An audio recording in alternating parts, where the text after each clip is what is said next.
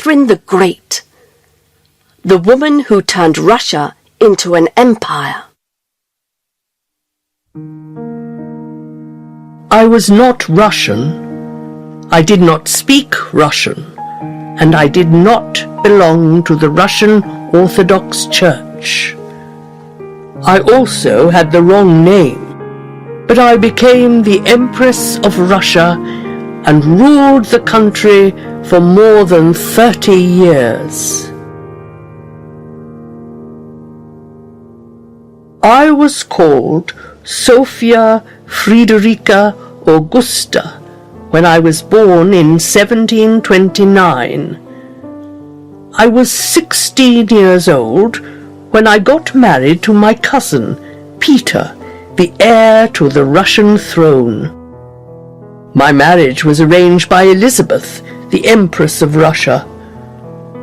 The Empress was a strong woman who ruled Russia alone. She wasn't married, and she didn't have any children, so she decided to find an heir to the throne.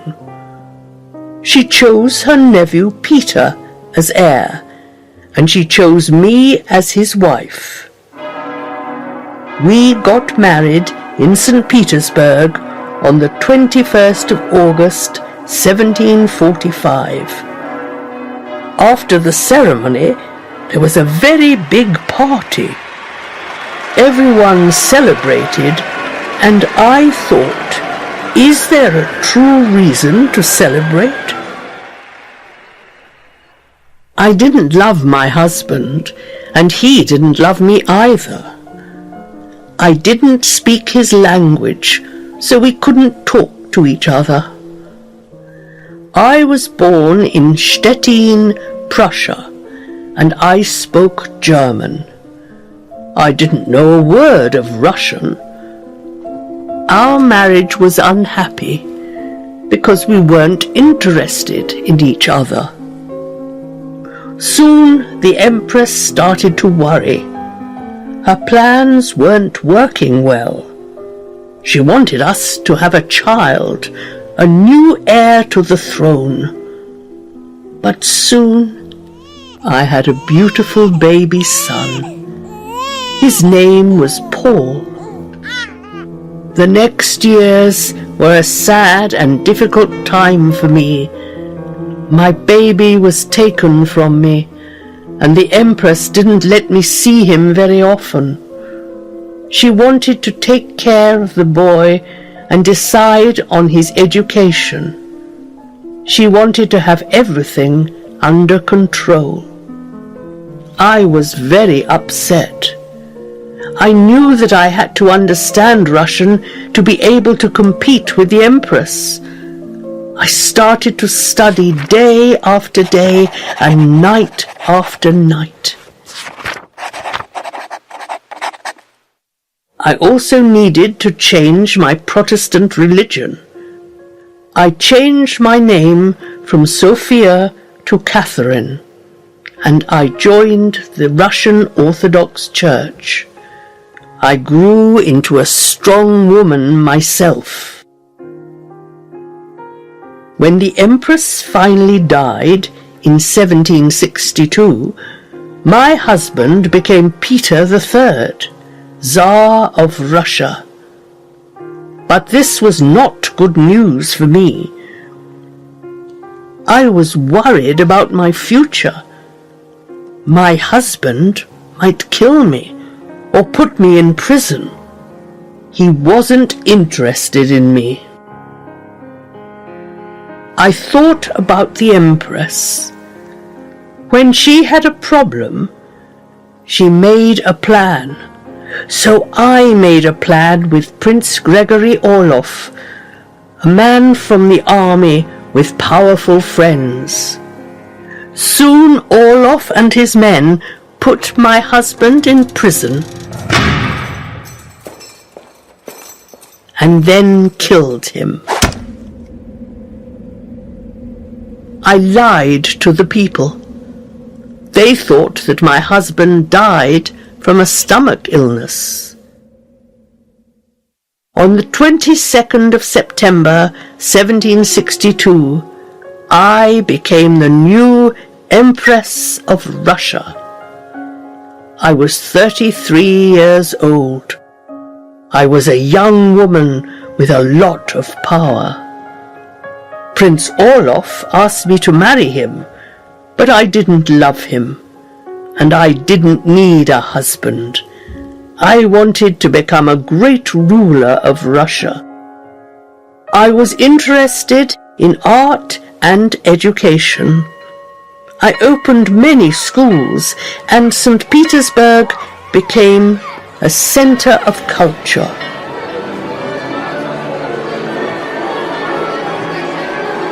I was able to solve every problem I had. When there was danger of a war in Russia because the noblemen didn't like my new ideas, I gave orders to kill their leader. When our borders were in danger, I ordered the army to conquer new lands. Ukraine, Lithuania, Latvia, Belarus, Crimea and Poland became part of Russia. The country became a big empire. I didn't rule Russia alone. In 1774, Grigory Potyomkin became my advisor. For 17 years, he helped me to make decisions, and he was the leader of the army. I also got help from a lot of other people. People were happy to help me, because when I asked for a favor, I always gave something in return. I was the Empress of Russia for 34 years. I improved the living conditions in my country and turned it into a big empire. I was a great ruler. I changed my name from Sophia to Catherine. Then people changed it to Catherine the Great. Abraham Lincoln, the United States President who stopped slavery. I was born in a one-room house and had very little education as a child.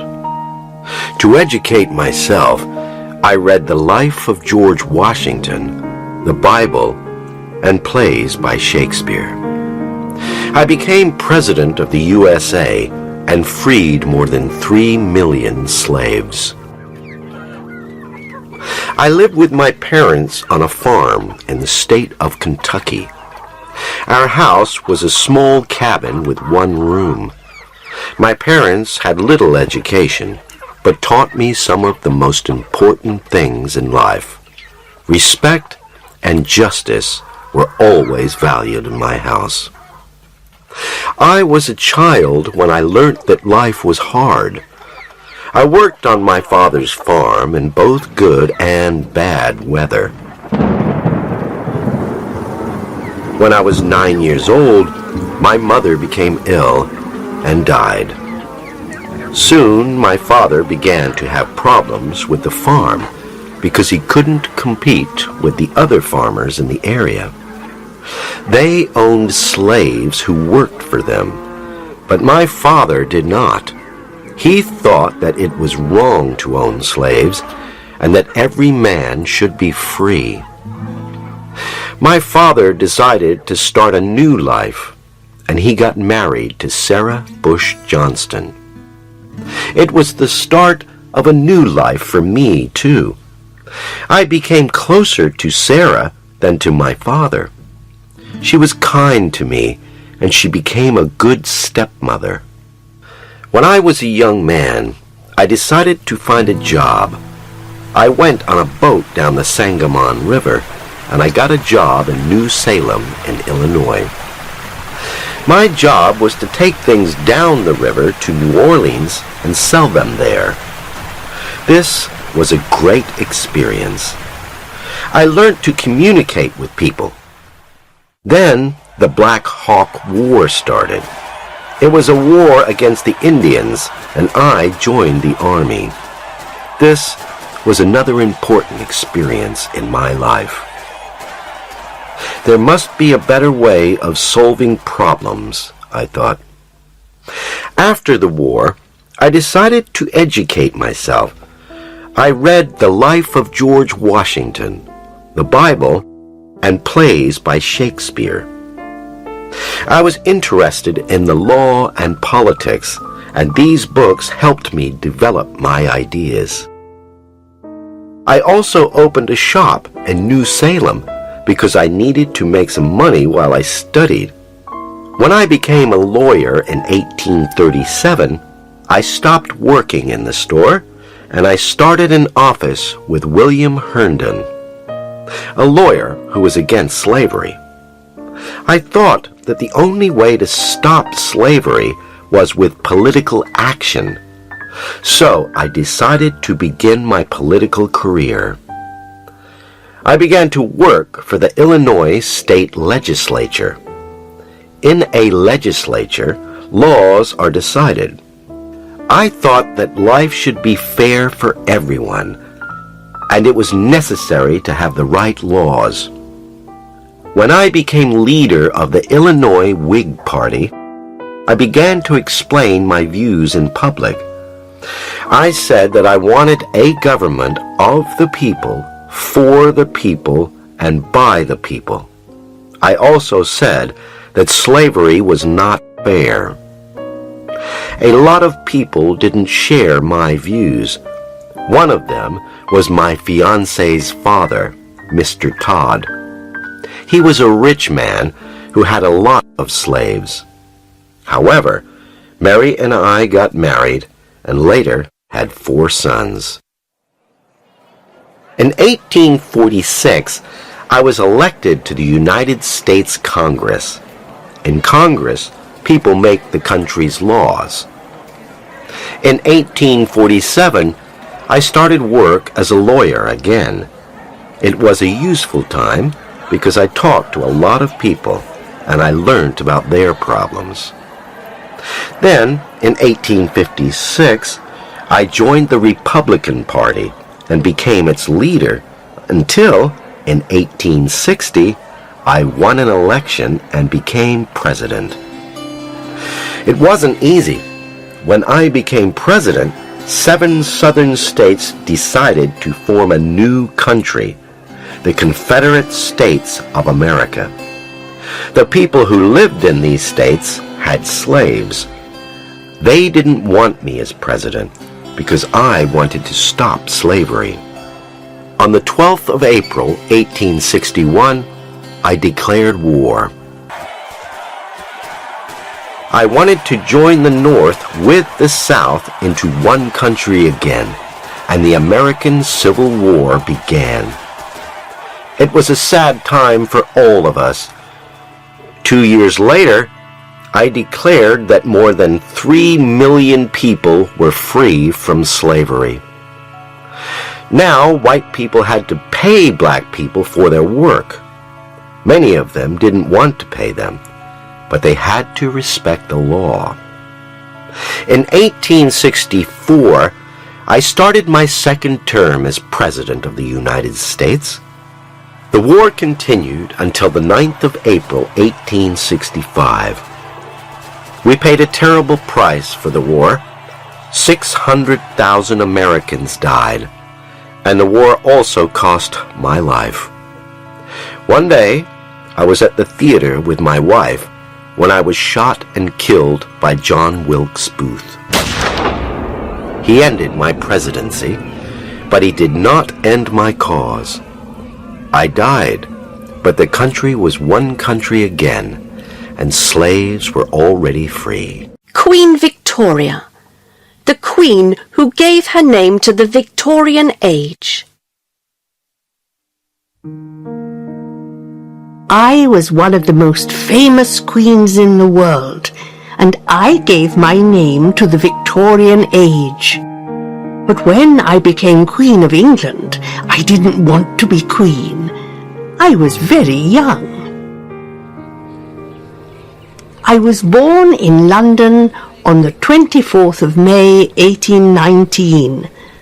I was the only child of Edward, Duke of Kent, and Princess Victoria Mary Louise of Saxe-Coburg. I became queen when my uncle, William IV, died in 1837. I didn't want to become a queen. I was 18 years old, and I wanted to have a good time.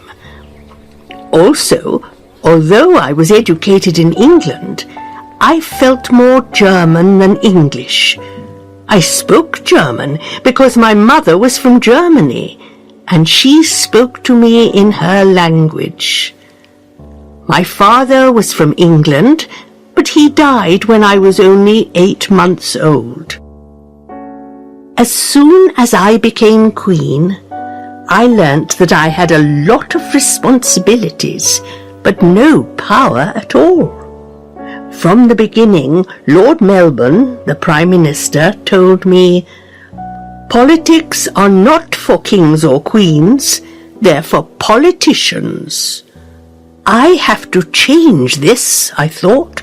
I'm the Queen of England and Scotland, and I want to make decisions. I want to choose the people who will work for me. Soon, several wives of politicians were working for me. In 1836, I met my German cousin, Albert of Saxe-Coburg and Gotha, and we got married 4 years later. Our marriage was arranged for us, but we loved each other. We could communicate easily because I could speak his language, and we got on really well. He gave me good advice on money matters, and we took decisions together. We worked as a team. Our problem was that we were very unpopular. I wasn't popular among politicians because I wanted to rule and make decisions. And my husband wasn't popular among the people because he wasn't British. We soon found out that we had a lot of enemies. People tried to kill us several times. One day, my husband and I were travelling on a coach when a man shot at us. His bullets didn't hit us, so we were not hurt. 2 years later, the same thing happened again. Then one day, another man tried to kill us, but luckily, he didn't have any bullets in his gun. This is a dangerous job, I thought. At the beginning of my reign, life for British people was very hard. In Ireland, thousands of people died because they had no food. In London, a lot of people didn't have a job, and there were a lot of beggars in the streets. I ruled during the Industrial Revolution. It was a time of technological advances. Factories started using new machines, and the world's first trains started carrying things from one place to another. Cities grew fast because people moved from the countryside to the city to find jobs in factories. But factory workers earned very little money, and they couldn't buy a place to live, so they lived in very bad conditions in old buildings. I lived in Buckingham Palace. It was a beautiful building in London. I enjoyed a happy family life with my husband and our 9 children, 5 daughters and 4 sons. But our palace wasn't only a home. It was an important meeting place too. Many kings and leaders from other countries came to visit us. They liked the beautiful building and the paintings on its walls. Another important building in my time was Crystal Palace. It was in London too. It was a very large building made of glass. In 1851, there was a great exhibition at Crystal Palace. People from all over the world came to see the new inventions and machines that were shown there. My husband and I often went to the exhibition to meet the visitors. We enjoyed our public life. But one day, in 1861, when I was 42 years old, Albert became ill and soon died. I never recovered from his death. I was the mother of 9 children and the ruler of a big country. I had a lot of responsibilities. My servants, the people who worked for me, and government officials tried to help me, but life was very difficult. I decided to stop my public life. During my reign, Britain became the most powerful country in the world. The British Empire grew and became the biggest empire in history. It included India, Australia, Canada, and South Africa. There was much more trade. There were more jobs for the people, and living conditions were better for everyone. I never visited any of the colonies of the British Empire, but I travelled to Scotland several times. I had a friend there, and I liked to talk about my problems with him. His name was John Brown. People didn't like my visits to Scotland because they thought that I spent too much time there. I knew that I wasn't a popular queen. I also knew that my visits to Scotland were not helping me to become popular. But one day, when I was coming back from one of my visits, a man tried to kill me. To my surprise, people were sorry for me. I became a popular queen, and later, when the country celebrated my reign of 50 and then 60 years, people were very happy and showed a lot of respect for me. I kept a diary during my life.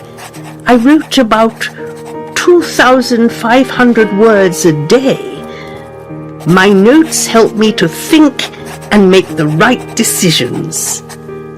I wanted to help my people, and I did a good job.